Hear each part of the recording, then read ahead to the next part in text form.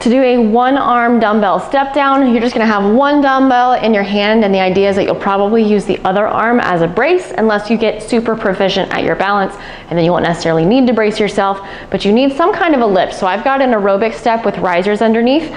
If you're really unsure about this as far as stability, probably start with body weight and then progress to this one, but you can also start with a lower riser, get really comfortable with that range of motion before you start to add in more height. So you'll step up on top of your box or your riser, and whichever leg you're working on, that leg will end up probably like somewhere in the middle, depending on the width of your box, but move it over in the direction of the edge, because that way you want to have the space to drop the non-working leg off. So I'm going to step down with my left leg.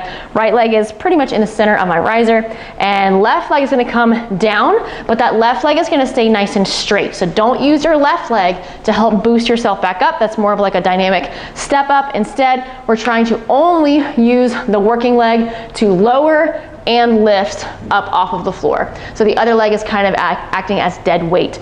Now, as you go through this exercise, you're not going to stay upright, because if you do, your ankle mobility will run out and you won't be able to go any lower. So you want to bend at the hips. Keep the back nice and flat. Allow the hips to translate toward the rear, much more like a normal squat. And as you're going through the exercise, keep the knee tracking toward the midline of the foot. So the same thing that you'd normally do with a squat, when you lower and you start to bend that knee should go toward the middle of the foot. It shouldn't be dropping inward just because the other foot's going off to the side. So make sure you've got good form, foot is nice and stable, you have a stable surface you're holding onto. It's okay to also stabilize yourself by holding onto a wall or a rack. And you'll do all your reps on one side and then flip around and do the same on the opposite side.